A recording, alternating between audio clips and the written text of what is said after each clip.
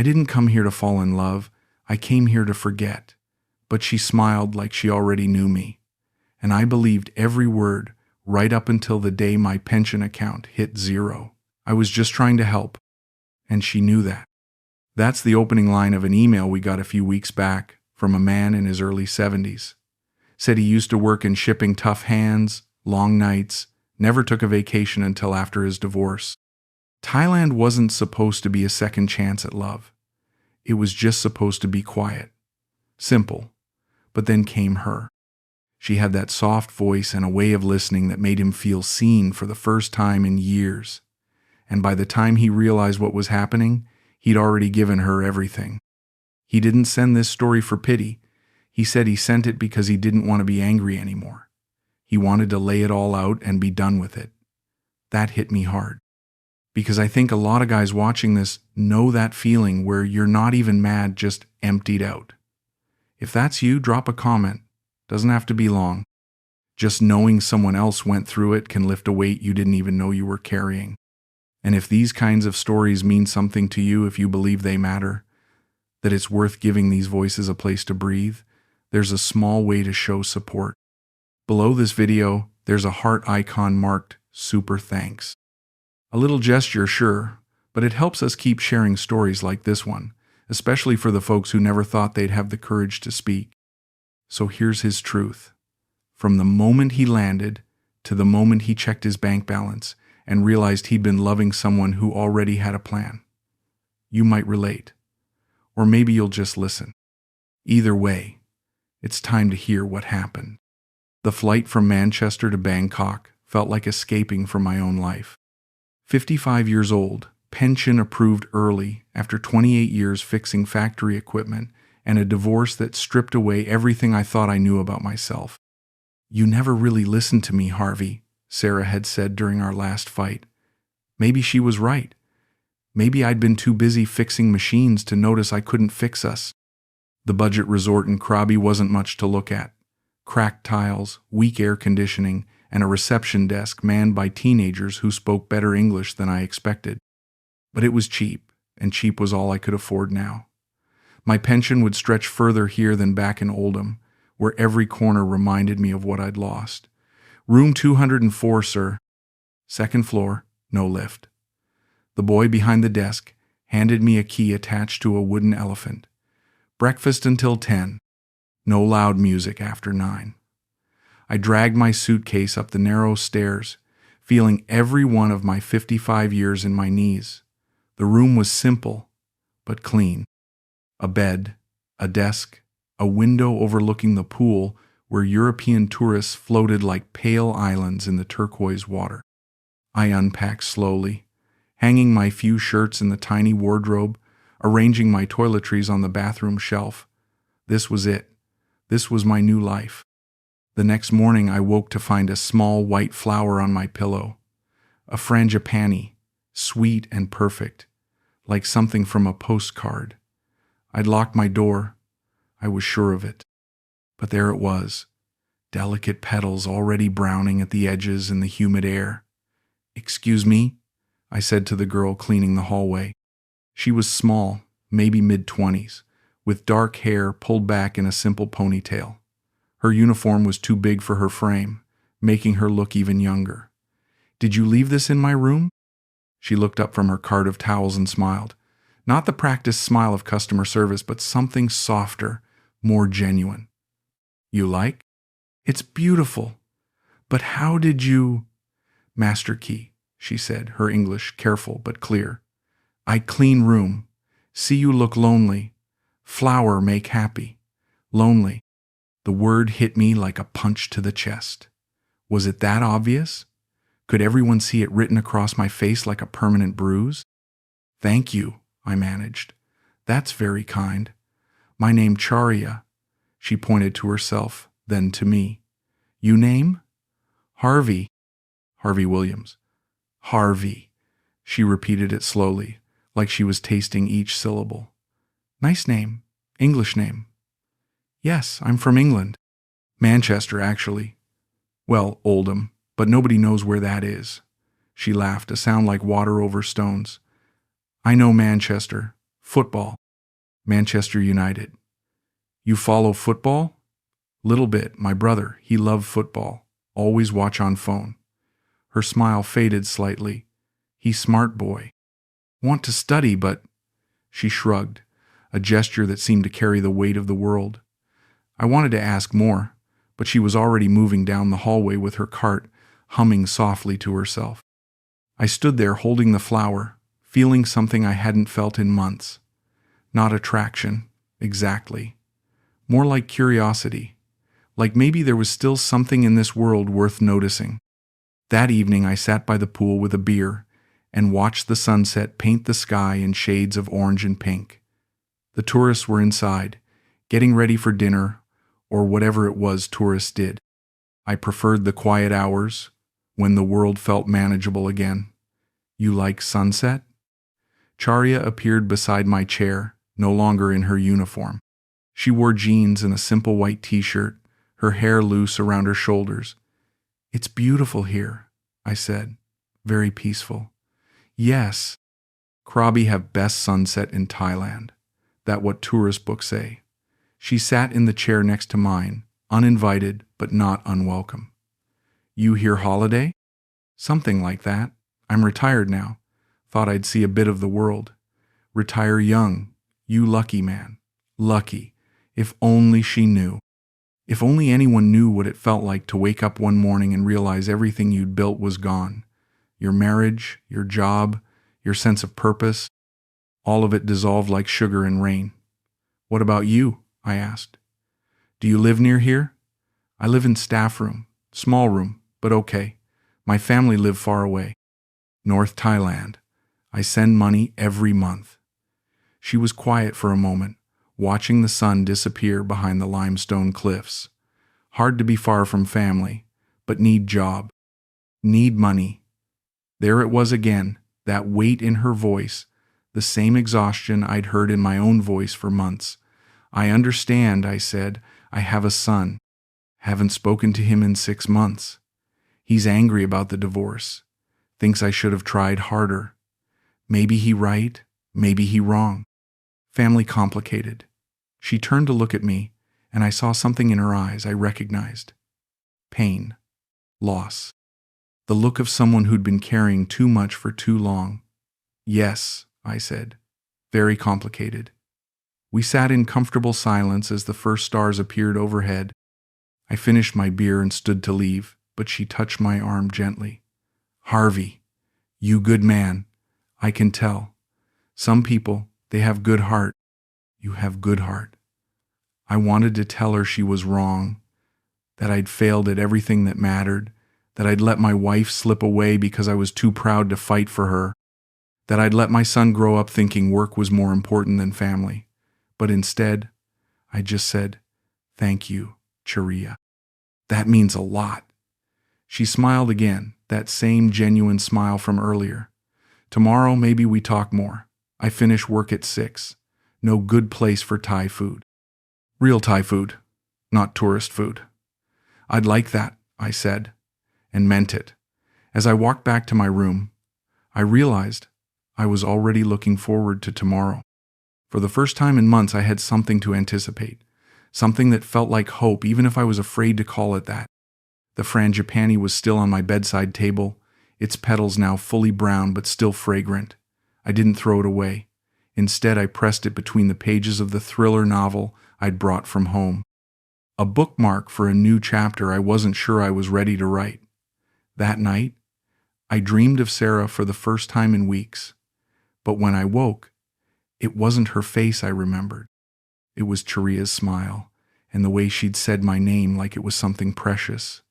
You try some tam? Charya said, pointing to the green papaya salad on my plate. Is spicy, but good for you. The street food stall was nothing like the sanitized restaurants in the tourist areas. Plastic chairs, fluorescent lights, and the sound of traffic mixing with the sizzle of wok burners. But the food was incredible, and Charya seemed to know everyone. The vendor, a woman about my age with kind eyes, kept refilling my water glass and laughing at something Charya said in Thai. She say you brave farang, Charya translated. Most tourists no eat here, too scary. It's not scary, I said, though my mouth was on fire from the chili. It's real. I like real. Yes, you different. Other guest at hotel, they stay pool area, order room service. Never see real Thailand.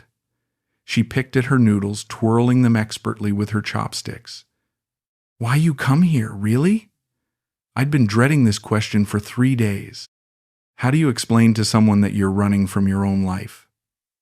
That you woke up one morning and realized you'd become a stranger to yourself?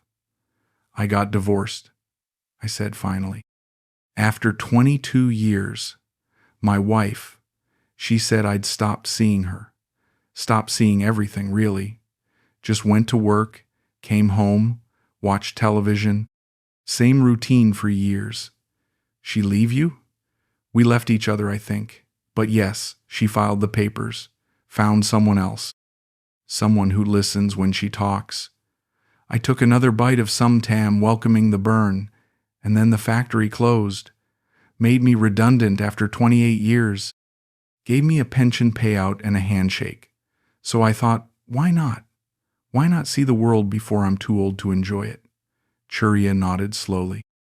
In Thailand we say, mai pen rai, mean, never mind, but also mean it will be okay. Maybe your wife, she not right person. Maybe job not right job. Maybe now you find right life. And what about you? What's your story? Her face changed, the light dimming slightly. My story, not happy story. My father, he's sick. Very sick. Have lung problem from work in factory. Like you, but different. He no get pension. Just get sick. My mother, she die when I small. So just me and father and my brother. I'm sorry. That must be very difficult. Brother is good boy. Very smart. Want to study engineering. But school expensive. University even more expensive. So I work, send money home. Father need medicine. Brother needs school fees. I work here, live in small room, eat once per day sometimes.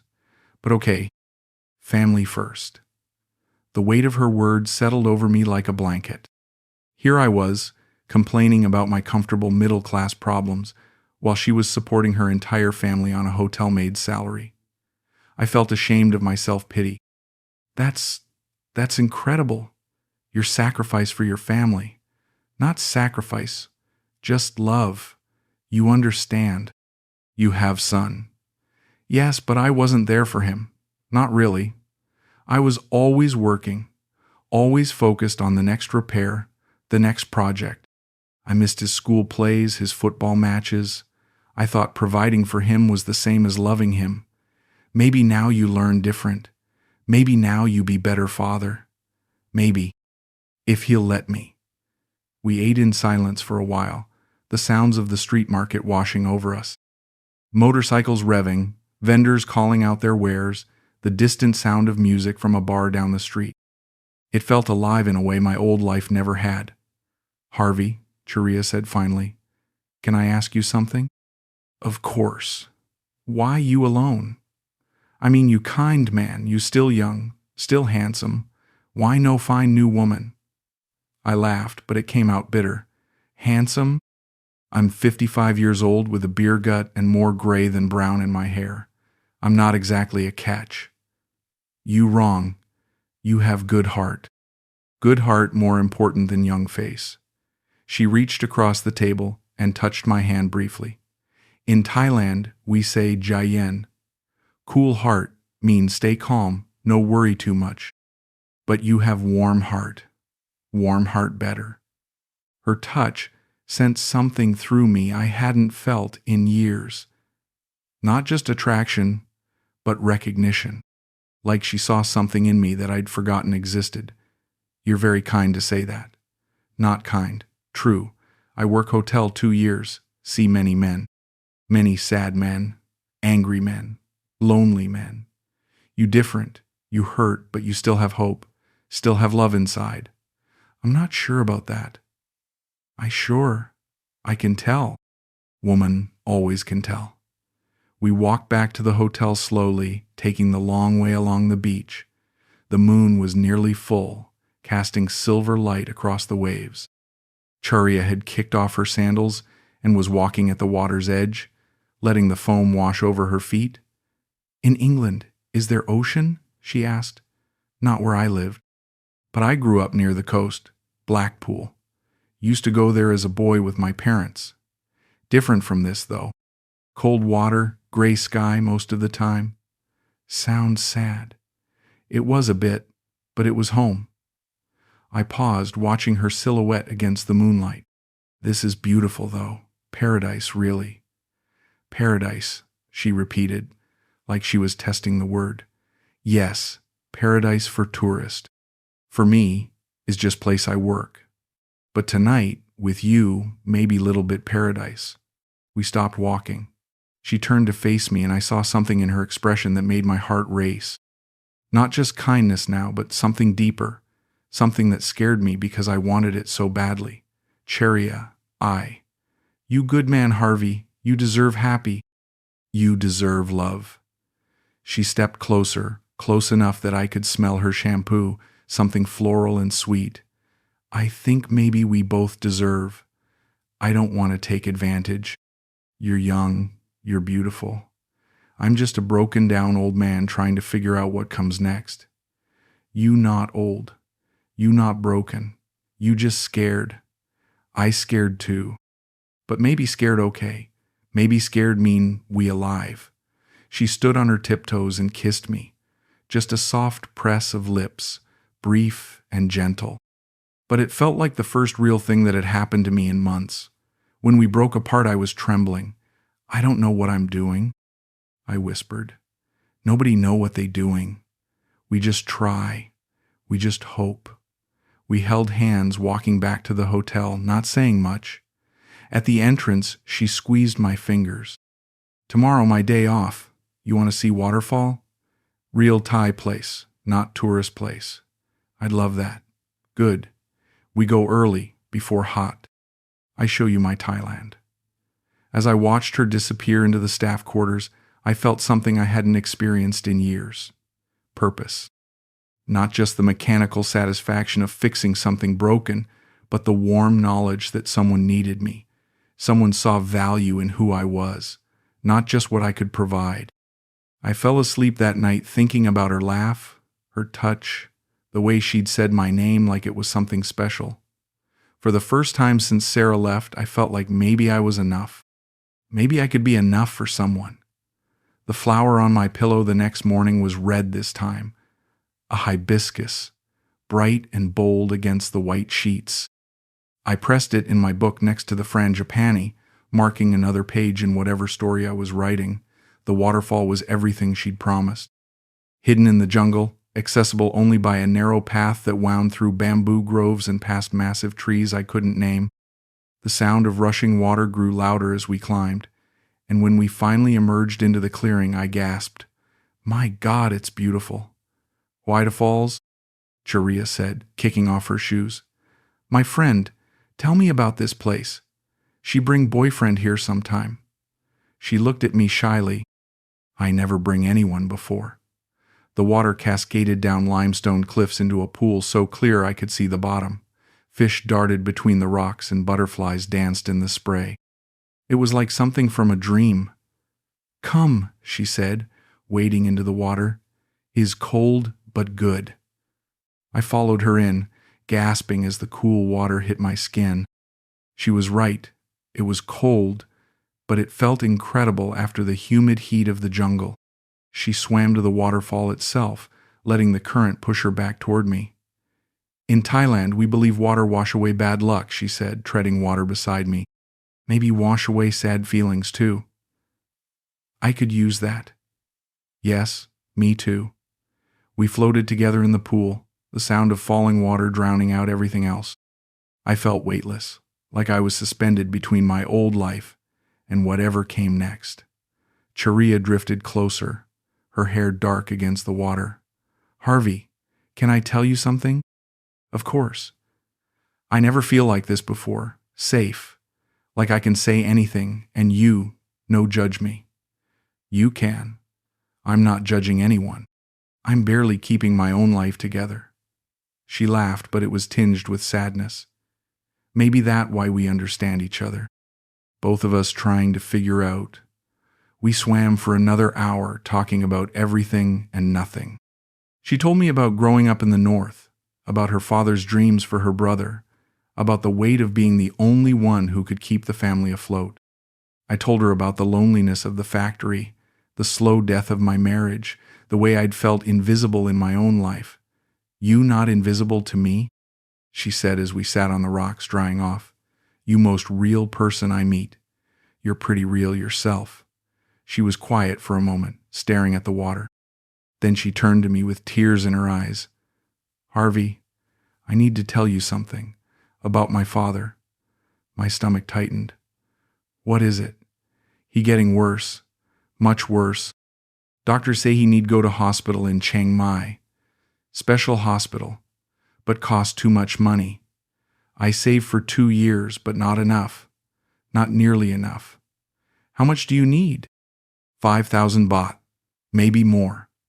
I don't know where to get. Hotel pay me so little. I work extra hours, but still not enough.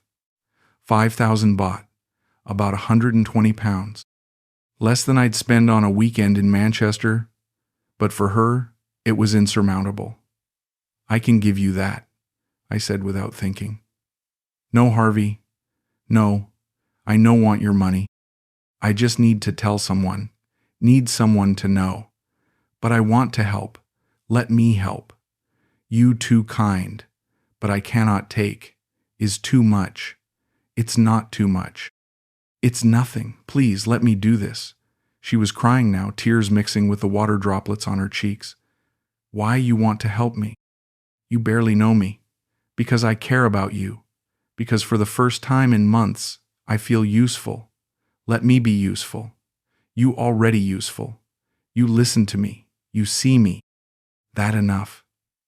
No, it's not enough. Not for me. I took her hands in mine. I have money, Charya. More than I need. My pension, my savings. What's the point of having it if I can't help someone I care about?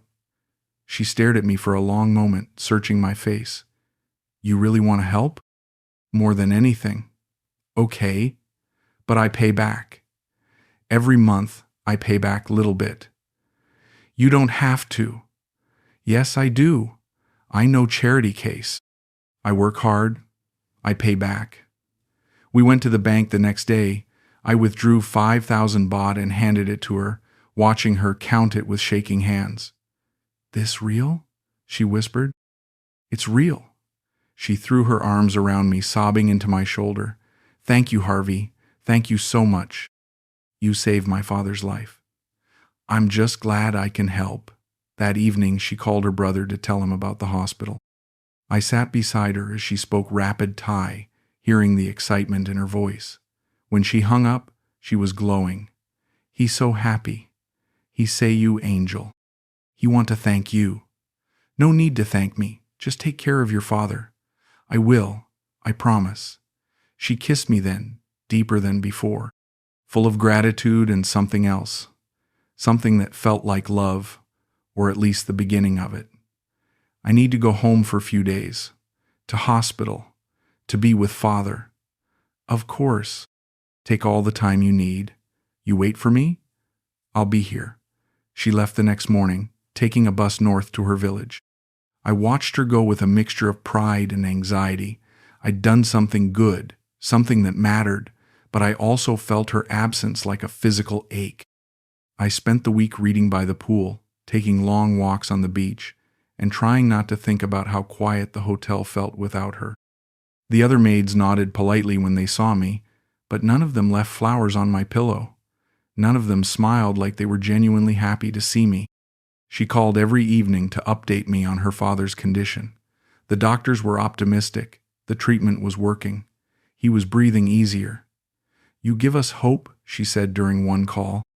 My brother, he study harder now. He knows someone believe in our family. I do believe in you, all of you. I lucky to find you, Harvey. So lucky. When she returned a week later, she looked different.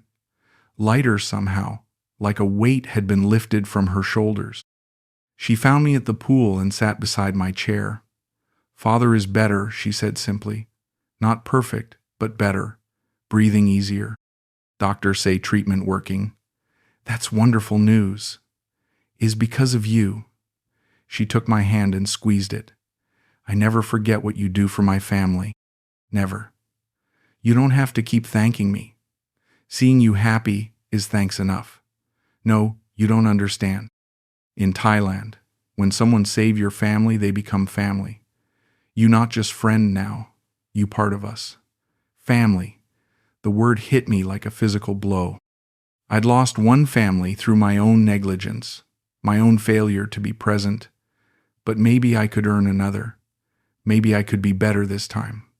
I'd like that, I said, my voice rough with emotion. Good, because I have something for you.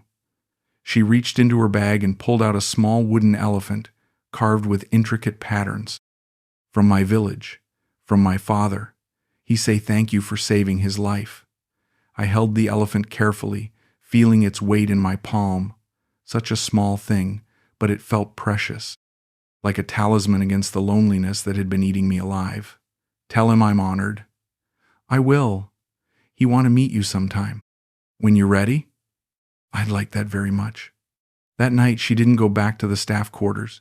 She stayed with me, curled against my side as we watched a movie on my laptop. I'd bought a week of Wi-Fi and downloaded something romantic, something that reminded me of the early days with Sarah. This good movie? She said, though I could tell she was having trouble following the English. It's about second chances, I said.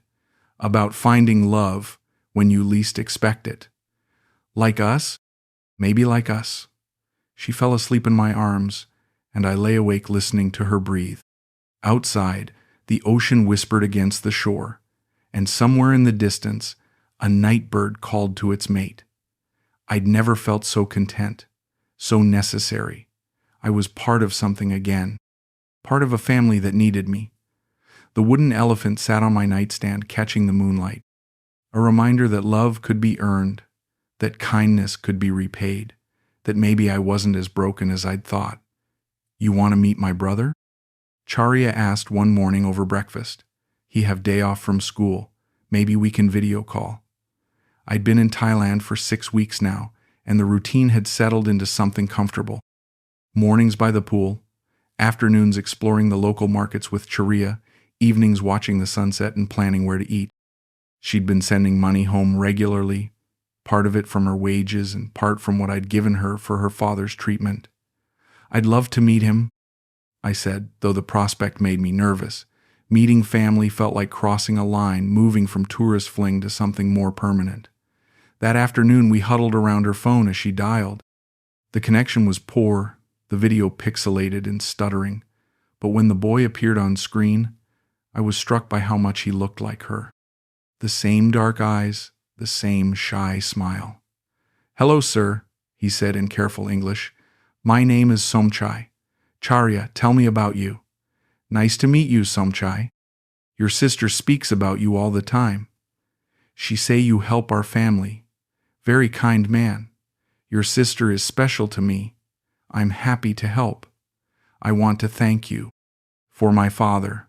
For medicine. Doctors say he much better now. I'm glad to hear that. Your sister tells me you're studying engineering?" His face lit up. "Yes, sir. I want to build bridge, connect villages, help people. That's a wonderful dream. Engineering is a challenging field, but very rewarding. I study hard, top of my class, but university expensive, very expensive." Sharia touched my arm gently. "Somchai, no need to talk about money. Harvey know already." "No, it's okay," I said. "Tell me about your studies. What kind of engineering interests you most?" For the next 20 minutes, he talked about his classes, his projects, his dreams of building infrastructure that would help rural communities. His English was better than Charya's, more formal, like he'd learned it from textbooks rather than conversation. but there was something about his accent that nagged at me, something that didn't quite fit. "Where exactly are you from?" I asked. "Which province?" "Chiang Rai," he said quickly. "Very north, near Myanmar border." "But your accent, it sounds more like central Thailand to me." Charia laughed nervously. "Harvey, you only here 6 weeks. You no expert on Thai accent." "No, of course not. I just thought—" "Connection very bad," Somchai interrupted. "Must go study now. Nice to meet you, sir. Thank you again for helping family." The call ended abruptly, leaving us staring at the blank screen. I felt unsettled, though I couldn't pinpoint why. "He seems like a good kid," I said carefully. "Yes, very good boy. Work hard in school. Always help neighbors." Charia was packing up her phone, avoiding my eyes. "You like him?" "Of course. He's clearly intelligent, ambitious." "Maybe you help him with university," she said casually. "When time come." "Help him how?" "You know, money for school. You say you have pension. You want to help family." Something cold settled in my stomach. University would be expensive. "Yes, but you rich man. For you, no problem." "Charia, I'm not rich. I'm comfortable, but I'm not wealthy. University fees, especially international fees, could be—" "How much you have?" she asked suddenly. "In England Bank." The question caught me off guard. "I don't." "Why are you asking?" "Because I want to know. If we together, if I, part of your life, I should know." We were on dangerous ground now. The easy intimacy of the past weeks was cracking, revealing something harder underneath. "I have my pension," I said slowly, "and some savings. Maybe £60,000 total." Her eyes widened. £60,000. That very much money in Thailand. It's not that much in England. That's my retirement fund. It has to last me the rest of my life. But you can help Somchai. Just little bit. Maybe £10,000. That cover university, maybe more. £10,000. A sixth of my total savings. For a boy I'd met once on a video call, whose accent didn't match his supposed hometown. "I need to think about it," I said. "Think about what?" "You love me, you help my family. That how family work. Charia, we've known each other 6 weeks. I care about you deeply, but you no love me." Her voice was flat, hurt. "You just want to have fun with Thai girl. Have sex, feel young again. That's not fair. You know that's not what this is. Then prove it. Help my brother. Help him have future." The conversation ended badly, with her storming off to work and me sitting alone by the pool, feeling like I'd failed some test I didn't know I was taking. But the doubt was there now, a small seed of uncertainty that grew through the day. That evening I called my son David for the first time in months. "Dad, is everything okay?" "It's like 3 in the morning here." "I'm in Thailand. I forgot about the time difference." "Thailand? What the hell are you doing in Thailand? Taking a break?" "Figuring things out. Listen, I wanted to talk to you about something." "This isn't about money, is it? Because Mom already told me about the divorce settlement." "No, I've met someone. A local woman. She's lovely, but her family needs help. Financial help." There was a long pause. "Dad, please tell me you're not being scammed." "It's not a scam, David. I've met her brother. Talked to him. They're good people. You've been there, what, a month? 2 months? And you're already talking about giving money to strangers?" "They're not strangers. They're important to me." "Jesus, Dad. First you let Mom take half of everything, now you're planning to give the rest away to some girl you barely know. It's not like that. It's exactly like that. You're lonely, you're vulnerable, and someone's taking advantage. How much are we talking about here?" "Her brother wants to go to university. Engineering. It would be about £10,000. £10,000? Dad, that's your pension money. That's supposed to last you 20 years or more." "I know, but nothing. Promise me you won't do this. Promise me you'll think about it properly, without her influencing you." "She's not influencing me. I want to help. Dad, listen to me. I know I haven't been the best son. I know I was angry about the divorce, about you choosing work over family, but I love you, and I don't want to see you get hurt. After I hung up, I sat in the dark thinking about David's words, about accent inconsistencies and financial requests, and the difference between love and loneliness. But then I thought about Charia's tears when she talked about her father, about the gratitude in her voice when she called from the hospital. When she knocked on my door an hour later, I was ready to apologize. "I'm sorry about earlier," she said before I could speak. "I know should push you about money. Is not fair. No, I'm sorry. I was being selfish. Of course I want to help Somchai. You sure? I no want you to feel pressure. I'm sure. He's a good kid with big dreams. I'd be honored to help him get to university." She kissed me then, soft and grateful. "You best man I ever know. Somchai will be so happy. When does he need to apply?" "Soon. Maybe next month. I talk to him tomorrow, get all information." "Good. We'll figure it out together." As she curled up beside me that night, I pushed aside the lingering doubts. This was what love looked like. Sacrifice, trust, building something bigger than yourself. The wooden elephant watched from the nightstand, its carved eyes reflecting the moonlight. A reminder that families came in all shapes and sizes, and that sometimes the most important thing you could do was believe in someone's dreams, even if those dreams cost more than you'd planned to spend. "I quit hotel job," Sharia announced one morning, her voice bright with excitement. "Now I can focus on family. On us." We were sitting in a cafe in Chiang Mai, having driven north the day before to look at apartments.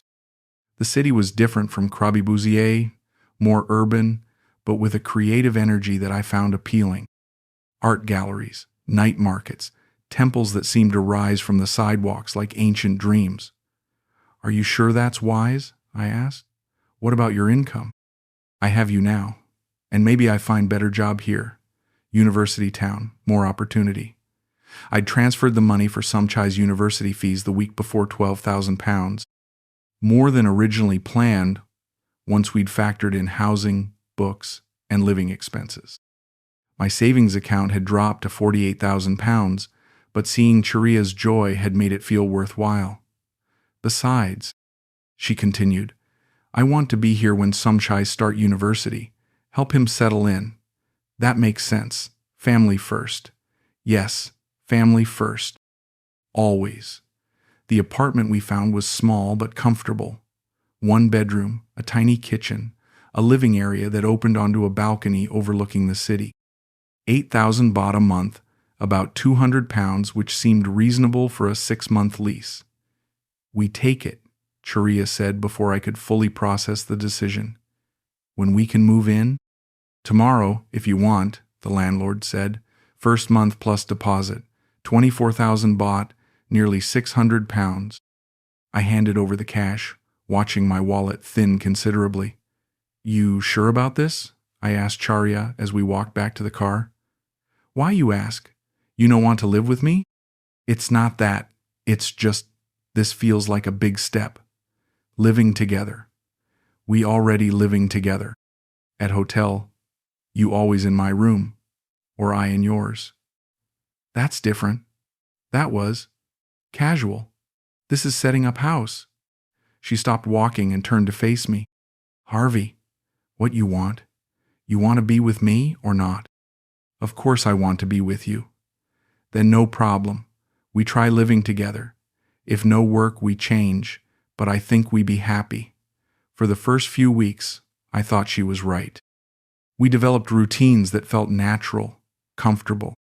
Morning coffee on the balcony, grocery shopping at the local market where she taught me to haggle in broken Thai, evenings cooking simple meals together while she told me about her day.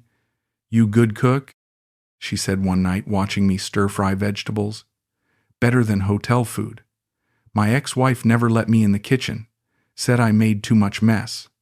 I like mess. Means someone living here, not just existing." She had a way of saying things that made me feel seen, appreciated in ways I'd forgotten were possible. When I fixed the leaky faucet, she acted like I'd performed a miracle. When I helped her practice English, she listened with the intensity of someone learning sacred texts. "You patient teacher," she said after a particularly difficult grammar lesson. "Some chai lucky to have you as, what word? Step-uncle?" Something like that. He start university next month, so excited, call every day now. Has he chosen his courses yet? Yes, all engineering courses, just like he dream. She paused, looking out at the city lights. "Harvey, can I ask you something?" "Always." "When Somchai starts school, maybe he need laptop. For study, engineering student need good computer. How much does a good laptop cost here?" "Maybe 30,000 baht. For good one. But he can share with classmates if too expensive. 30,000 baht. 700 pounds. Not impossible, but another chunk from my dwindling savings. "We'll figure something out," I said. She kissed my cheek. "You too good to us." The cracks started small. She began going out in the evenings, saying she was looking for work, but coming back with no leads and vague explanations about where she'd been. "Market closed already," she said one night, returning after 10 with empty hands. "Maybe tomorrow better luck." "What kind of work are you looking for exactly?" "Office work, hotel work, something better than cleaning rooms." "Do you need help with your resume?" "I could." "No need help. I can do myself." Then she started visiting family more frequently. A sick aunt in Bangkok, a cousin getting married in Phuket, her father needing follow-up treatments. "I go for 3 days only," she said, packing a small bag. "Father not feeling good again." "Should I come with you?" No, you stay here. Rest. I handle family business."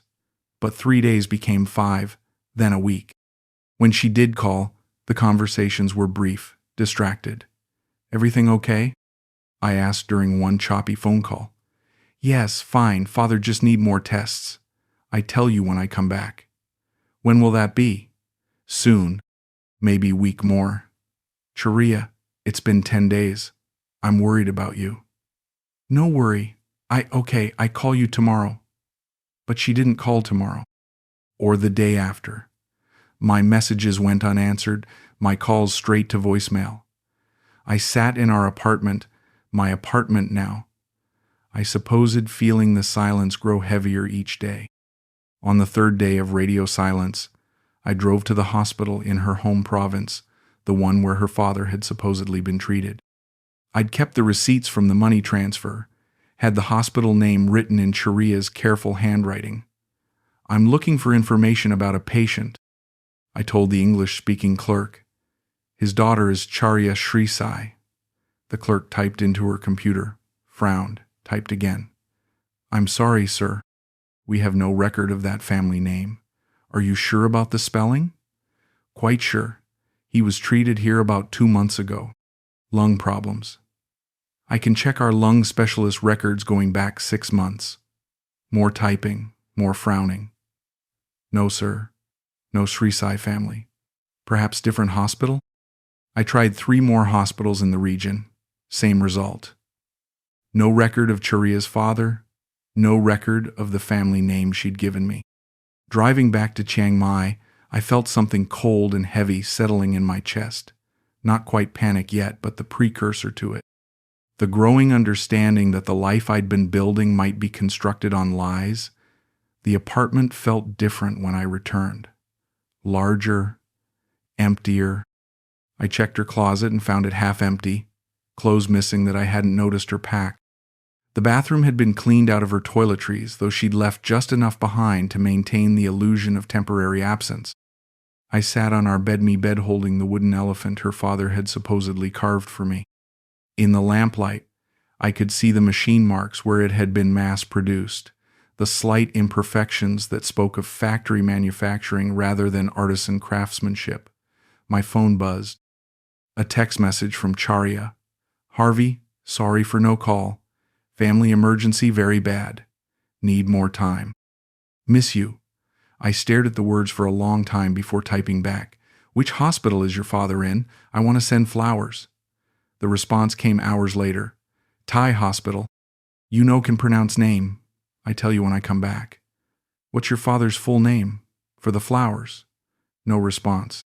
I stayed awake all night, pieces clicking into place like a puzzle I'd been too willfully blind to solve.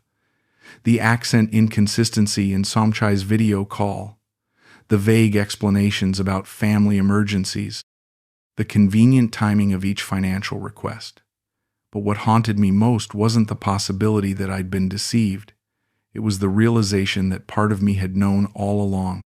Part of me had chosen to ignore the red flags, because the alternative returning to the loneliness, the purposelessness felt worse than being used.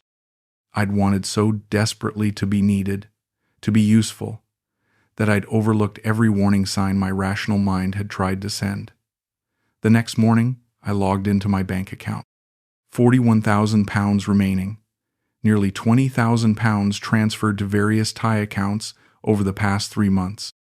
Money that was supposed to last me the rest of my life, spent on dreams that might not even exist. But the worst part wasn't the money.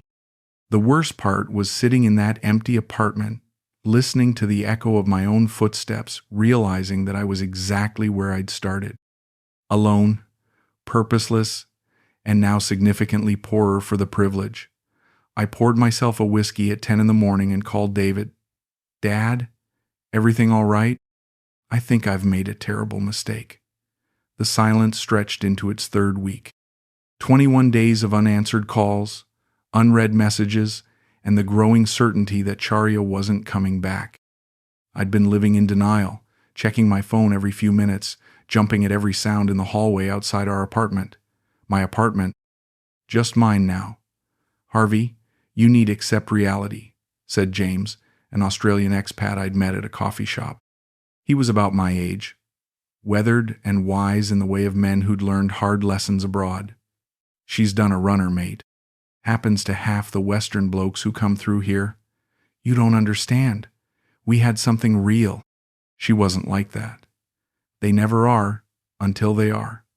He sipped his coffee, looking at me with a mixture of pity and recognition. How much did you give her? That's not what this is about. Everything's about money out here, Harvey. Love, family, friendship. It's all currency in a country where the average wage is 300 quid a month. I wanted to argue with him, but the evidence was mounting against me. 3 weeks of silence. Half-empty closets. A phone number that now went straight to an automated message in Thai. That afternoon, I made a decision that felt like stepping off a cliff. I hired a private investigator. Kun Niran was nothing like the private detectives in movies. Small, soft-spoken, wearing wire-rimmed glasses, and carrying a worn briefcase that looked like it belonged to an accountant. But his English was excellent, and his rates were reasonable. You want me to find Miss Charya Shrisai? He said, reading from my handwritten notes. Last known address, Krabi. Family allegedly in Chiang Rai province. That's right, and I want to know about her family. Her father's medical treatment, her brother's university enrollment. This will take some time, perhaps 1 week, perhaps more. My fee is 15,000 baht, plus expenses. Another £500 from my dwindling account. But I had to know. I had to understand whether everything had been a lie or if something terrible had happened to her. Do what you need to do. 5 days later, Kun Niran called me to his office. He'd arranged photographs, documents, and printouts across his desk like evidence in a murder trial. I have found Miss Charya, he said without preamble, but I think you will not like what I have discovered. Just tell me. Her real name is Siraporn Techakai. She is 26 years old, not 24. She works periodically at hotels in Krabi, Phuket, and Bangkok, but not as permanent employee, more like, how you say, independent contractor. What does that mean? She targets Western tourists, older men, usually recently divorced or widowed. She befriends them, creates emotional connection, then requests money for family emergencies. The words hit me like physical blows. How many men? I have confirmed 4 cases in past 2 years, probably more that were not reported, amounts ranging from $5,000 to $50,000 American. $50,000? Christ. The brother you met, Somchai. His real name is Prazert. He is not her brother, he is her business partner, I suppose you would say. They work together on video calls, creating false family narrative. And her father? Alive and well. Lives in Bangkok. Owns small restaurant. Has never been seriously ill. I stared at the photographs spread across the desk. Surveillance shots of Charya Siriporn entering and leaving various hotels. In one photo, she was holding hands with a man about my age, gray-haired and pale. In another, she was hugging a different man, younger but equally foreign-looking. Where is she now? Pattaya, working at resort called Paradise Palms. I believe she has new target. German man, recently retired. How long has she been doing this? At least 5 years, possibly longer. She is very good at what she does. Very convincing. Yes, I said quietly. Very convincing. Niran leaned forward, his expression sympathetic. Mr. Williams, I know this is difficult information, but you should know you are not the first man to sit in this chair asking about her. Will not be the last. Who else? American man, 3 months ago, lost $30,000. Before that, British man like yourself, lost his entire pension, £60,000. £60,000. Exactly what I'd told Charya I had in total. The coincidence made my stomach turn. Did they get their money back? No. Money moves through many accounts, many countries, very difficult to trace, impossible to recover. I drove back to the apartment in a daze. Niran's words echoing in my head. 5 years. Multiple victims. A sophisticated operation disguised as innocent romance. That evening, I finally did what I should have done weeks earlier. I calculated exactly how much money I'd given her. Hospital bills for her father. 5,000 baht, then 10,000 more. University fees for Somchai. 12,000 pounds. Laptop for his studies. 700 pounds. Apartment deposit and first month's rent. 600 pounds. Various small amounts for food, family emergencies, travel, roughly 2,000 pounds more. Total, approximately 20,000 pounds. 2/3 of my annual pension income. 1/3 of my total savings. But the financial loss wasn't what devastated me. It was the realization that every moment of tenderness had been calculated. Every tear, every smile, every whispered endearment had been performance art designed to separate me from my money. You have good heart, she'd said, and she'd been right. I did have a good heart, and she'd used it against me with surgical precision. I poured myself a whiskey and sat on the balcony, looking out at the lights of Chiang Mai. Somewhere in this city, other lonely Western men were probably having dinner with beautiful Thai women who were telling them heartbreaking stories about sick relatives and impossible dreams. My phone buzzed. A text message from an unknown number. Harvey, this Churia. Phone broken. Miss you so much. Come back soon. Love you. I stared at the message for a long time. Even now, knowing everything I knew, part of me wanted to believe it. Part of me wanted to text back, to ask when she was coming home, to pretend that love could survive the weight of such massive deception. Instead, I typed, I know who you really are, Siriporn. I know about Prazert. I know about the other men. It's over. The response came immediately. Harvey, I don't understand. Who is Siriporn? You confused. I love you. Even caught, even exposed, she was still performing, still trying to maintain the illusion that had cost me so much. I blocked the number and deleted her contact information. Then I sat in the growing darkness, mourning not just the money I'd lost, but the man I'd been when I thought someone loved me. That Harvey naive, hopeful, generous was gone. and I wasn't sure who I was supposed to be now.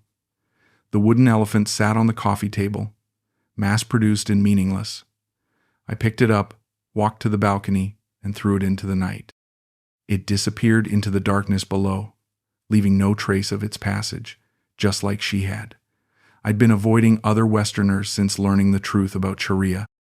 The thought of running into someone who might ask about my girlfriend made my stomach turn. But after 2 weeks of virtual isolation, I couldn't stand the apartment anymore. The silence was eating me alive. The coffee shop on Niman Road was busy enough that I could disappear into the crowd, just another middle-aged expat nursing his caffeine and his regrets. I'd chosen a corner table, back to the wall, when I heard an Australian accent at the counter. Large, flat, white, extra shot. And make it strong. I need all the help I can get today. The voice belonged to a man about my age, gray beard, sun-weathered skin, wearing a faded polo shirt that had seen better days.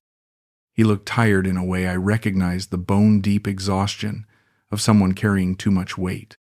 He sat 2 tables away, scrolling through his phone with the mechanical intensity of someone avoiding his own thoughts.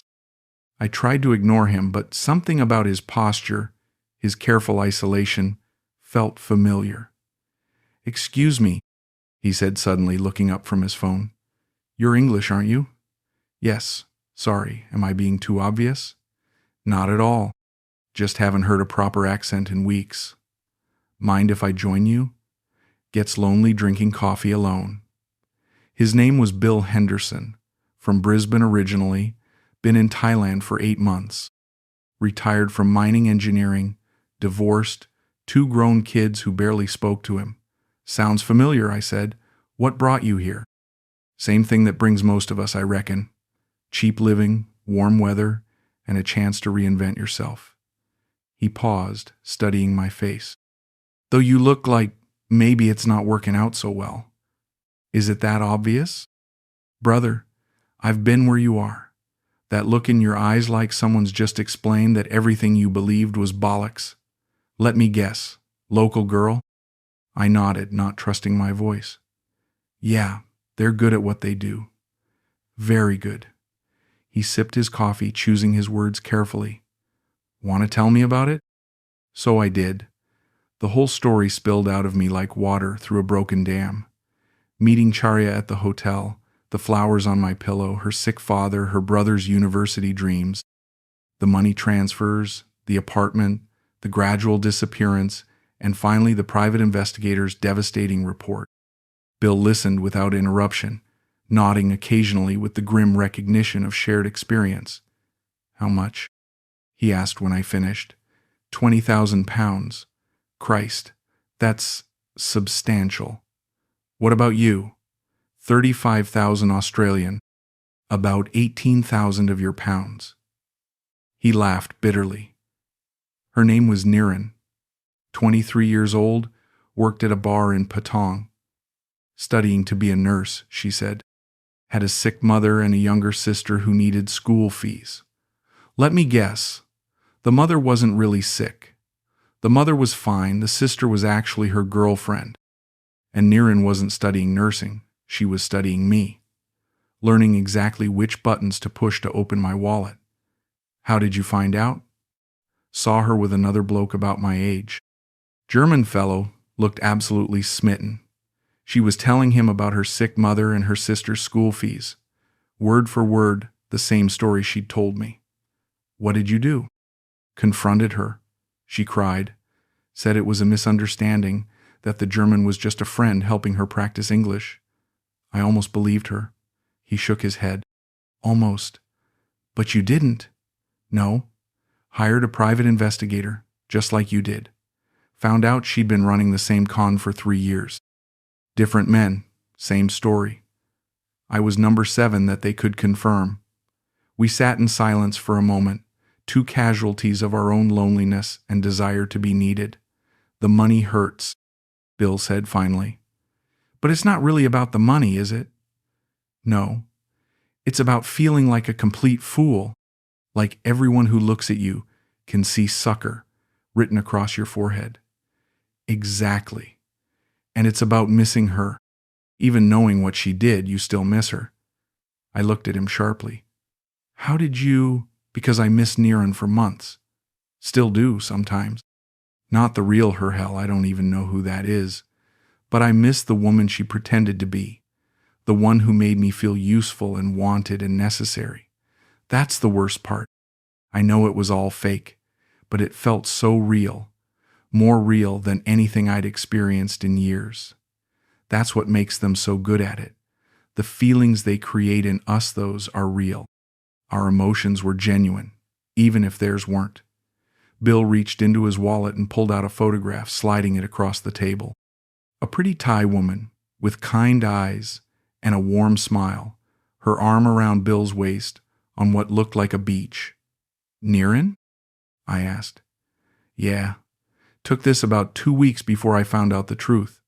Look at her facitos, and she looked genuinely happy?" She did. The smile reached her eyes. Her body language was relaxed and natural. If I hadn't known the story, I would have sworn this was a woman in love. "Maybe she was happy," I said. "Maybe part of it was real for her too. Maybe, or maybe she's just that good an actress. Doesn't matter now, does it?" He put the photo away, and I realized I didn't have any pictures of Chiria. She'd always found excuses to avoid camera's bad lighting, messy hair, cultural superstitions about photographs.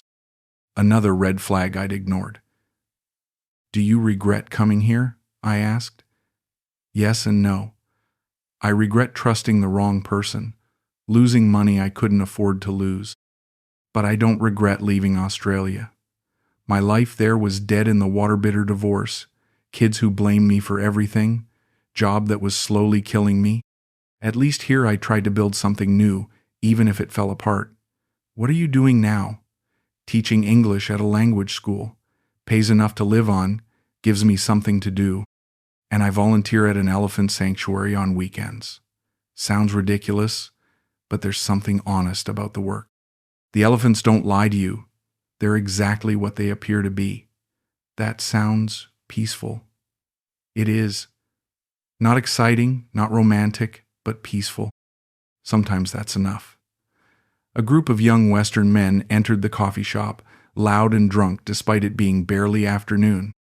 They were talking about bar girls and conquests, their voices carrying the arrogant confidence of people who thought they understood the game.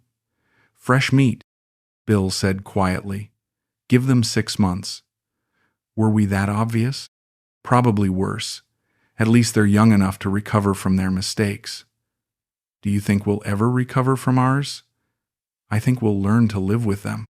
And maybe that's its own kind of recovery. As we prepared to leave, Bill handed me his business card. "If you ever want to talk to someone who understands, give me a call. And if you're looking for honest work, my school is always hiring native English speakers." Thank you. I might take you up on that. One more thing, Harvey. Don't let this make you bitter toward all Thai people. Most of them are genuinely good, just trying to get by like the rest of us. We just had the bad luck to run into professional predators. I'll try to remember that. And Harvey, you're not stupid for believing in love. You're not weak for wanting to help someone. Those are good impulses. You just need to be more careful about who you trust with them. Walking back to my apartment, I felt something I hadn't experienced in weeks, a sense that I wasn't completely alone in this, that my shame and pain weren't unique, that other men had walked this path and found ways to keep living. It didn't undo the damage or bring back the money, but it was a start. I must have started the message to Chariato Siraporna 12 times over the next few days, typing angry words, deleting them, typing again.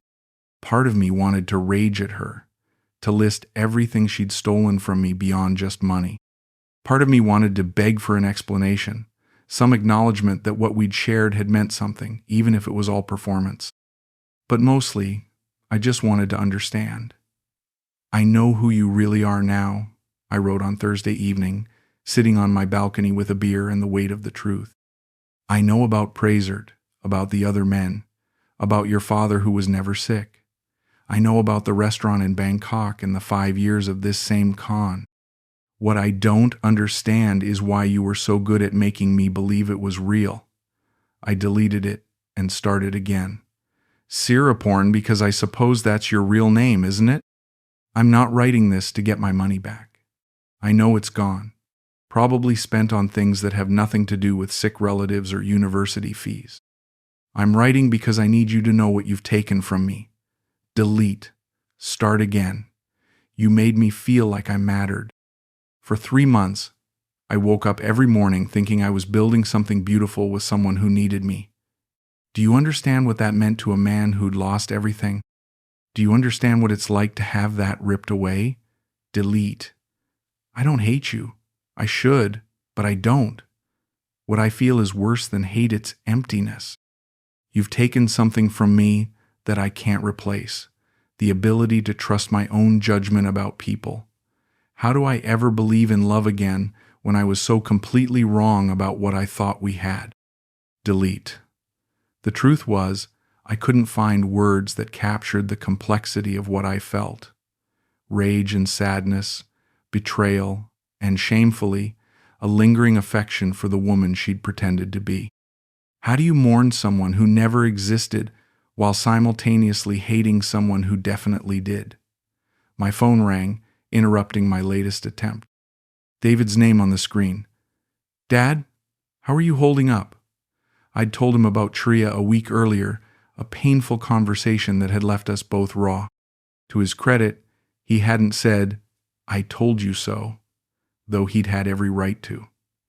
I'm okay, taking it one day at a time. Have you thought about coming home? I know things ended badly with Mum, but England's still your home. Your friends are here, your history. What friends, David? I worked with the same men for 28 years. And when I left, nobody called. Your mother got most of our social circle in the divorce. I'm as alone there as I am here. You've got me. I know, and I appreciate that. But I've made such a mess of things, son. Lost so much money, trusted the wrong person completely. I don't know how to face people who might have heard what happened. Nobody has to know the details, Dad. Just come home. Start over properly. Maybe. I'm not ready yet. After David hung up, I went back to my unsent message, but my heart wasn't in it anymore. What was the point? Siraporn wasn't going to read my words and suddenly develop a conscience. She wasn't going to apologize or explain or give me the closure I desperately wanted. The message I finally settled on was simpler than all my earlier attempts. You broke something in me that I didn't even know could be broken. But I don't hate you. I just don't understand who you really are, and I suppose I never will. I hope someday you find something real that makes all this deception unnecessary. Goodbye, Charya, or Siraporn, or whoever you decide to be next. I read it over 3 times, then deleted it without sending. What was the point? She was probably in Pattaya now, telling some German retiree about her sick father and her brother's dreams. The words I needed to say were for me, not her. Instead, I opened my laptop and started writing in a document I'd never send to anyone. I came to Thailand to escape from my life, but I ended up losing even more of myself than I'd left behind. I thought I was saving someone, but I was really just trying to save myself. And maybe that's the real lesson here. You can't save yourself by saving someone else. You can't find meaning in your life by fixing someone else's problems. You have to do the hard work of rebuilding from the inside out. The words came easier after that. I wrote about Sarah and the slow death of our marriage, about my failures as a father, about the emptiness I'd felt after losing my job. I wrote about the loneliness that had made me so vulnerable to Charia's performance, about my desperate need to feel useful and wanted. I gave her 20,000 pounds, I typed. But that's not what I'm really angry about. I'm angry that I gave her my hope. I'm angry that I let myself believe I could start over, that I could be the man I'd always wanted to be. I'm angry that she made me feel alive again and then took that feeling away. I wrote until my eyes burned and my back ached from hunching over the laptop. I wrote about shame and regret and the particular humiliation of being deceived by someone half your age. I wrote about the way love and loneliness could make you blind to obvious lies. But I also wrote about Bill Henderson and the relief of knowing I wasn't alone in this, about the possibility that maybe eventually I could find a way to live with what had happened, about the small mercy that I still had enough money left to survive, even if retirement would be leaner than I'd planned. Maybe the woman she pretended to be was who I needed her to be. I wrote near the end. Maybe I created her as much as she created herself. Maybe we both performed for each other, and neither of us was entirely honest about who we really were. When I finished writing, it was nearly 3 a.m. I saved the document and closed the laptop, feeling strangely lighter. I hadn't sent the message to Siriporn, but I'd said what I needed to say to myself. The next morning, I moved to a smaller, cheaper apartment across town. Studio flat, basic furniture, but it was mine and mine alone. No shared memories, no ghost of perfumed hair on the pillow, no echoes of laughter that had probably been calculated to the exact decibel. I kept one thing from the old apartment, the receipt from the wire transfer I'd sent for Somchai's university fees. Not as a reminder of my gullibility, but as proof that my intentions had been good, even if my judgment had been terrible. Sometimes good intentions have to be enough. Sometimes that's all you have left to build on. The old man was crying. I'd been coming to Swan Buak Hat Park for 2 weeks now, partly for the exercise, but mostly because it was free and peaceful and full of people who weren't trying to sell me anything. The park drew an eclectic crowd, students with textbooks, elderly Thai couples playing checkers, backpackers comparing notes on their adventures, and expats like me who were trying to figure out what came next. The old man sat on the same bench every afternoon, feeding breadcrumbs to the pigeons and staring at nothing in particular. He was Thai, probably in his 70s, with the weathered hands of someone who'd worked with them his whole life. I'd nodded politely a few times when our paths crossed, but we'd never spoken. Today, though, he was wiping his eyes with a faded handkerchief, and something about his posture, the way his shoulders curved inward like he was protecting himself from the world, made me stop. "Are you all right?" I asked in my terrible Thai, then switched to English. "Sorry, my Thai is very bad." He looked up, surprised but not unwelcoming. "My English okay," he said with a slight smile. "Just difficult day." "I understand difficult days. Mind if I sit?" He gestured to the empty space beside him on the bench. Up close, I could see he was holding a photograph, a young man in graduation robes, grinning broadly at the camera. "Your son?" I asked. "Grandson, Lek. Very smart boy. Graduate university last month, engineering degree." His voice was proud but strained. "First person in family to finish university. That's wonderful. You must be very proud." "Yes, proud. But also worry. He have job offer in Bangkok, good company, good salary, but need money for apartment, for clothes, for motorbike. Family no have money to help." Something cold settled in my stomach. Not again. Not another story about smart young men and family financial struggles. How much does he need? I heard myself ask, though every instinct was screaming at me to walk away. 25,000 baht, maybe 30 with deposit, is too much. He shrugged, accepting the impossibility. He stay here, maybe find job in Chiang Mai. Not so good salary, but okay. I sat in silence, watching the pigeons peck at the scattered breadcrumbs. 600 pounds. Not insignificant, but not impossible either. The question was, how could I ever trust my judgment about helping people again? "What kind of engineering?" I asked. "Civil engineering. Want to build road, bridge, help develop rural area." The old man's face lit up as he spoke. "Always dream about this since small boy. Draw pictures of bridge, study very hard. And the job offer is legitimate?" Yes, very good company. They send letter, contract, everything official. But need start next month." I looked at him more carefully. Unlike Charya, he wasn't asking for money. Wasn't even hinting at it. He was just an old man sharing his worries with a stranger, the way people do sometimes when the burden gets too heavy to carry alone. What's your name? I asked. Kun Samboon. You? Harvey. I'm from England. Nice to meet you, Harvey. You visit Thailand? Living here now. Retired. Ah, retire. You lucky man. I work construction 40 years. Never can retire. Family need money always. Tell me about your grandson. What's he like? For the next hour, Kun Samboon told me about Lek. How he'd walked 2 kilometers to school every day as a child. How he'd studied by candlelight when the electricity was cut off.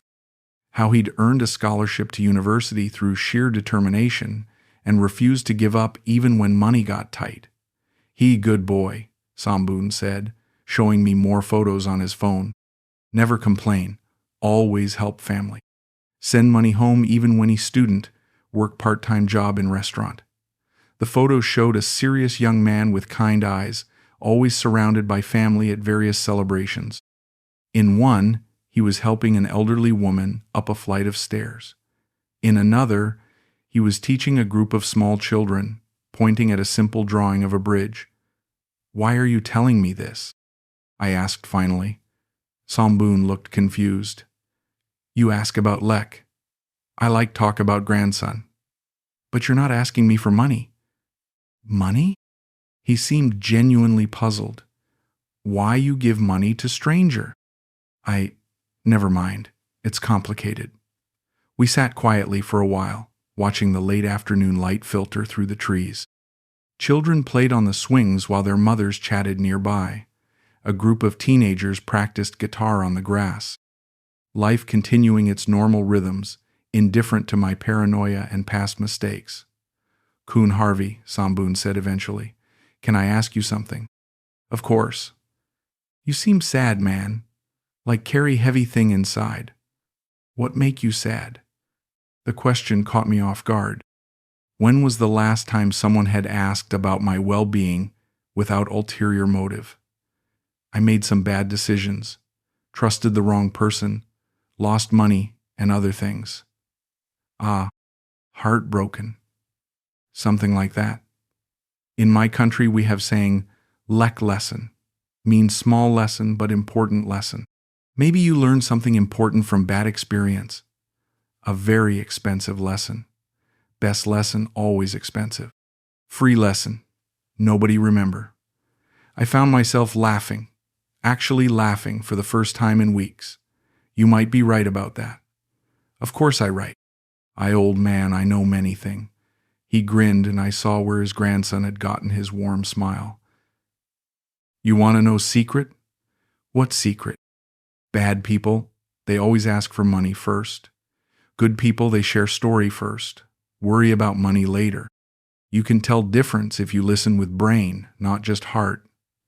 That's actually very wise. 73 years old. I better be wise by now. As the sun began to set, Samboon gathered his breadcrumbs and stood to leave. I come here every day, 4 o'clock, he said. If you want talk more, you welcome. Old man like me, always happy to have conversation. I'd like that. And Samboon? Yes? If your grandson needs help getting to Bangkok, I might know someone who could contribute to his moving fund. Not a handout alone that he can pay back when he's established. Samboon's eyes widened. You serious? I'm serious. But I'd want to meet him first, see the job offer, understand exactly what he needs, and it would be a proper loan with terms, not charity. Why you help stranger? Because I made the mistake of helping the wrong person for the wrong reasons. Maybe it's time I help the right person for the right reasons. Lek good boy. You meet him, you see. I hope so. The next day I met Lek at a coffee shop near the university. He was nothing like Somchai nervous, rather than smooth, grateful, but not manipulative, armed with actual documents rather than vague promises. The job offer was real, from a reputable engineering firm. His university transcripts were impressive, his references checked out. Most importantly, he seemed genuinely surprised when I offered to help. You don't know me, sir. Why would you risk your money? Because your grandfather is a good judge of character, and I need to start trusting good judges of character again. We structured it as a proper loan, 25,000 baht, to cover his moving expenses, to be repaid over 2 years at 0 interest. He insisted on signing a contract, on providing regular updates on his job performance, on treating it as a business transaction rather than charity. I pay back every baht, he said solemnly. My grandfather raised me to honor debts. I believe you will. 3 months later, I received the first payment, 2,000 baht and a handwritten note thanking me for believing in him. The engineering firm had promoted him after just 6 weeks, recognizing his talent and work ethic. I framed the receipt from that first payment and hung it next to my bed, not as a reminder of the money I'd lost to Siraporn, but as proof that my instinct to help people wasn't fundamentally flawed. I'd just been helping the wrong people in the wrong way. The difference between Charia and Sambun's family was stark in retrospect. Charia had offered love as currency for my generosity. Sambun had offered friendship without expecting anything in return. Charia had told me what I wanted to hear. Sambun had told me what I needed to hear. I continued meeting Sambun at the park most afternoons. We talked about everything: his late wife, my failed marriage, his grandchildren's dreams, my son's gradual forgiveness. He became something I hadn't expected to find in Thailand. A genuine friend. You different man now? He observed one day about 6 months after we'd met. Still sad sometimes, but not broken sad. Healing sad. Is there a difference? Broken sad look backward only. Healing sad look forward too. You look forward now. He was right. I was beginning to look forward. Not to grand romance or dramatic reinvention, but to small daily pleasures. Morning coffee with a view of the mountains. Afternoon conversations with a wise old man. Evening English lessons with students who genuinely wanted to learn. Bill Henderson had been right about teaching. The language school paid enough to live on, and there was something honest about the work. My students didn't want anything from me except knowledge, and I had knowledge to give. You good teacher? One of my students told me after a particularly successful lesson on past perfect tense. Very patient, very clear. Patient and clear. Not exciting adjectives, but honest ones. I was learning to value honesty over excitement, substance over style. Lex sent monthly updates along with his loan payments. Photos of bridges he was helping to design, rural roads that would connect isolated villages to larger towns. Infrastructure that would last generations and improve countless lives. This bridge carry 100 car every day, he wrote in one letter. Maybe 1,000 people use every year. Small bridge, but important bridge. Thank you for helping me build important things. I kept all his letters in a folder labeled Real Family, because that's what Sambun and Lek had become, not through manipulation or financial obligation, but through genuine affection and mutual respect. The lesson wasn't that I should stop helping people. The lesson was that I should help people who didn't ask to be helped, who offered friendship before seeking assistance, who treated generosity as a loan rather than an entitlement. Some evenings I still thought about Charia, not with longing, but with a kind of sad curiosity about who she really was beneath all the performance. I hoped she'd find something real eventually, something that made the elaborate deceptions unnecessary. But mostly, I thought about the afternoon conversations in the park, the satisfaction of watching students master difficult concepts, and the quiet contentment of a life built on honest foundations. It wasn't the life I'd imagined when I first arrived in Thailand, but it was a life I could respect, a life that felt genuinely mine. The community center job came through Bill Henderson, as most good things in my new life seemed to. 6 months of teaching English at the language school had given me confidence and purpose, but when he mentioned they needed volunteers for adult literacy programs, something about it appealed to me. Different demographic, he'd said over coffee. Not university students learning business English. More like hotel workers, construction crews, market vendors. People who need English for practical reasons, not academic ones. Sounds right up my alley. Fair warning, some of them have tough stories. Economic migrants, people working multiple jobs just to survive, but they're good people, Harvey. Honest people. The center was in an older part of Chiang Mai, far from the tourist areas and expat hangouts. A converted shop house with mismatched furniture and a persistent smell of jasmine incense. The students ranged from teenagers to grandmothers, united only by their determination to improve their circumstances through education. My first class included a motorcycle taxi driver who wanted to communicate better with foreign customers, a hotel housekeeper studying for a promotion to front desk, and a construction foreman hoping to work for international companies. All of them tired from day jobs, all of them sacrificing sleep and leisure time to be here. "Hello, Teacher Harvey." They chorused at the beginning of each lesson, and something about their earnestness reminded me why I'd become passionate about fixing things in the first place. These weren't broken machines, but the principle was the same. Identify the problem, apply the right solution, see improvement over time. It was during my third week that I noticed her. She sat in the back corner, always alone, always early. Mid-30s, I guessed, with the kind of careful composure that suggested she'd learned to make herself invisible. She took notes meticulously, answered questions when called upon, but never volunteered information or engaged in the casual banter that developed among other students. Her name was Nim, and she worked as a cleaner at several office buildings around the city. Morning shift at one place, evening shift at another, with English classes squeezed into the gap between jobs. "I want to apply for day job," she explained after I'd asked about her goals. "Office administration, but need better English for interview." "That's a great goal. Office work would be more stable hours." "Yes, and better for my daughter. She 8 years old, stay with neighbor after school." Not good situation, but only option now. There was something in her voice when she mentioned her daughter, a combination of love and worry that I recognized from my own conversations about David when he was young. The weight of trying to provide while feeling like you were always falling short. Over the following weeks, I noticed things about Nim that reminded me of myself during the dark period after my divorce. The way she ate lunch alone, reading English grammar books instead of socializing.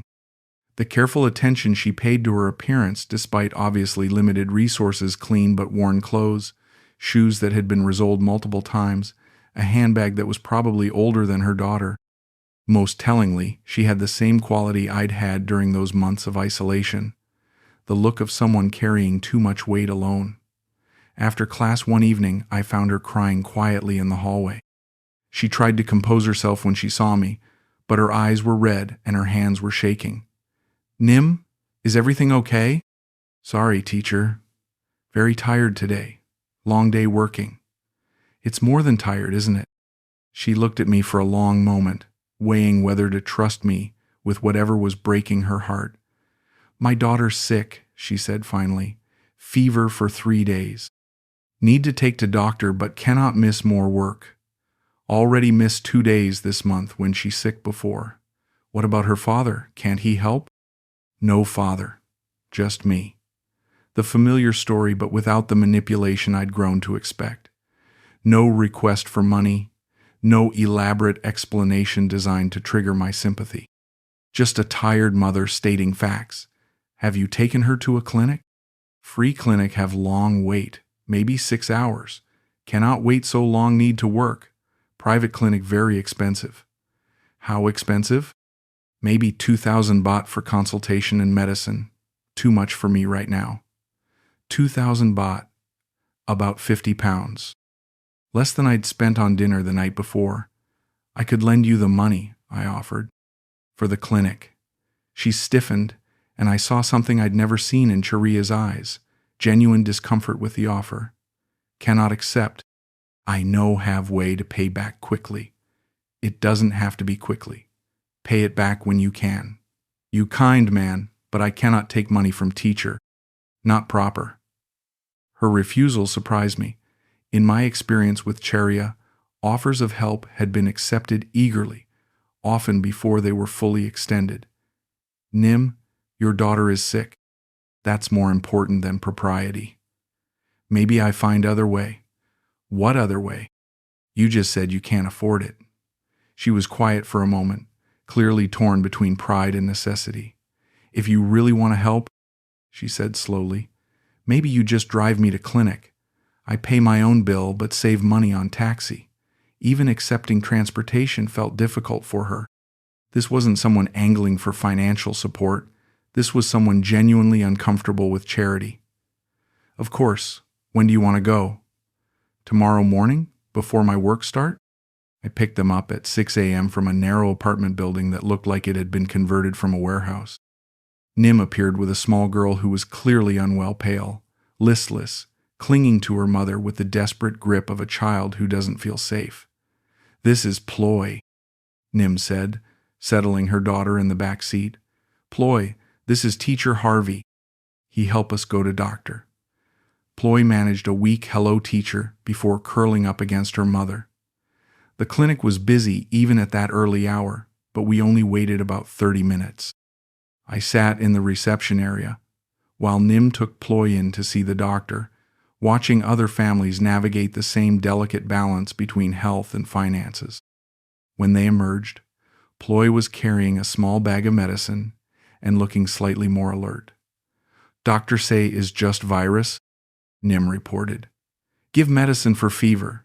Say she be better in few days. That's good news. How much was it? 1,800 baht. Less than I expect. As we drove back to their apartment, Ploy fell asleep in the back seat, her fever already seeming to break. Nim watched her daughter in the rearview mirror with the intense attention of a mother who'd been genuinely frightened. Thank you, she said quietly, for driving us. Very kind. It was nothing. I'm glad she's going to be okay. Not nothing. Time is money, especially for teacher. You could be preparing lessons instead of helping student with personal problem. Students' personal problems are important too. How can you focus on learning English if you're worried about your daughter? You understand because you have children too? One son. Grown now, but I remember what it was like when he was small and sick. The worry never stops. No, never stops. Every day I worry about something, her health, her school, her future. But today, worry a little bit less, because kind person help. When we reached her building, I helped carry Ploy upstairs to their apartment. It was small, one room with a partition, creating a sleeping area, a tiny kitchen, a few toys carefully arranged in one corner. But it was spotlessly clean and filled with evidence of love, drawings taped to the walls, children's books stacked neatly on a shelf, photos of Ploy at various ages.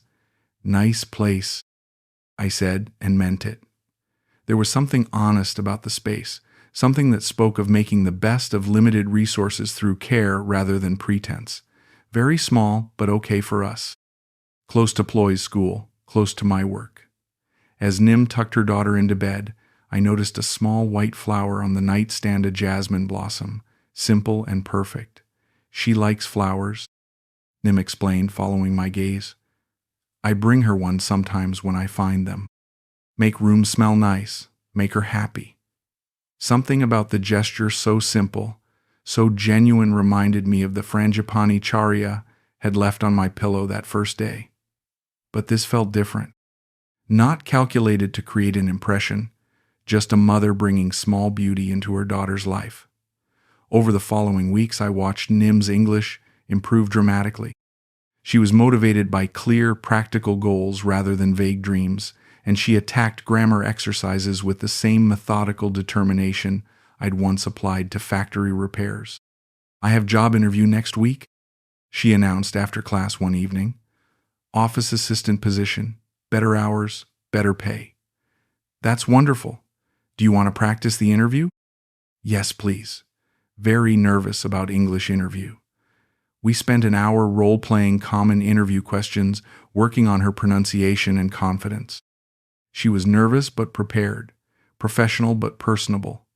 You'll do fine, I assured her. They'd be lucky to have someone as dedicated as you. Thank you for help with practice, and for before with Ploy. She much better now. I'm glad. Teacher Harvey, she said hesitantly, can I ask you something personal? Of course. Why you help people? I mean, you no family here, no obligation to help student with personal problem, but you always willing to help. Why? It was a good question, one I'd been asking myself lately. I suppose I've learned that helping people is the best way to help yourself, I said finally. When I fix someone else's problem, I remember that I'm useful, that I have value beyond just what I can provide financially. You good teacher, good person, I hope someday I can help someone the way you help me. The job interview went well. 3 days later, Nim burst into class with news that she'd been hired, starting the following week with regular daytime hours and a 40% salary increase. Now I can pick up Ploy from school myself, she said, glowing with pride. No more neighbor watching her. No more missing dinner because of evening shifts. That's fantastic. You've worked so hard for this. Yes, but also need to thank people who help along the way. After the celebration died down and other students had left, Nim approached my desk with a small wrapped package. For you, she said shyly. Thank you gift. Inside was a hand-carved wooden elephant, similar to the mass-produced one Sharia had given me but clearly handmade. The carving was simple but beautiful, with careful attention to detail that spoke of genuine craftsmanship. Nim, this is beautiful, but you shouldn't have. My neighbor make these. I tell him about kind teacher who helped my family. He want to make special one for you. Thank you. I'll treasure it. And this, she said, pulling a small white jasmine flower from her bag, for your room. Make it smell nice. Make you happy. Like you make our life better. I accepted the flower, remembering another flower from another woman in what felt like another lifetime. But this one felt different. Not a calculated gesture designed to create obligation, but a simple expression of gratitude from someone who understood the value of small kindnesses. That evening, I placed the jasmine in a glass of water on my nightstand, next to the carved elephant and a photo of David that I'd finally brought out of storage. The flower's fragrance filled the small room, sweet and honest and real. Looking at these simple objects gifts given freely rather than strategically, I realized I'd learned to distinguish between genuine affection and performed emotion, between people who wanted to use my generosity and people who simply appreciated it. The jasmine would wilt and brown within a few days, just like the frangipani had.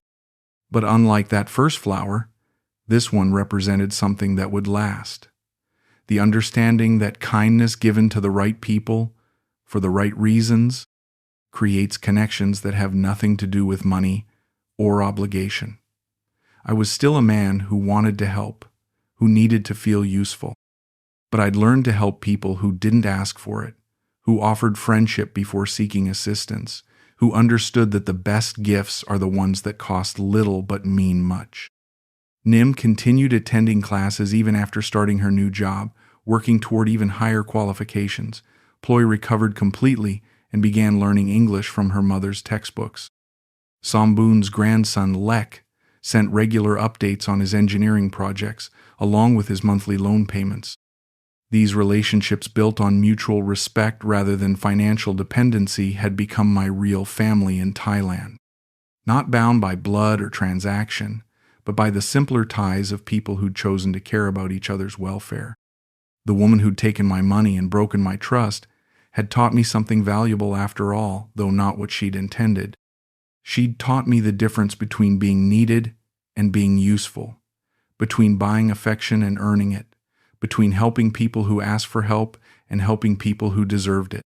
I kept the jasmine flower until it finally crumbled to dust, then pressed its dried petals in my journal next to a note I'd written to myself. Love is not what you can provide for someone. Love is what you choose to create together. It had taken me 56 years and a very expensive education to learn that lesson, but at least I'd finally learned it. Some flowers are meant to seduce. Others are meant to celebrate. Learning the difference between them might be the most important skill a lonely heart can master. And sometimes, if you're very lucky, you get the chance to pass that flower along to someone else who needs to know they matter. Someone who's sitting alone in a hallway, crying quietly, carrying too much weight by themselves. Someone who reminds you that the best way to heal a broken heart is to help mend someone else's. I'd come to Thailand to forget my old life, but I'd ended up building a new one instead. Not the dramatic reinvention I'd imagined, but something more valuable. A life based on honest connections rather than desperate needs, on giving freely rather than giving fearfully. And if that wasn't exactly the happy ending I dreamed of, it was something better, a real beginning.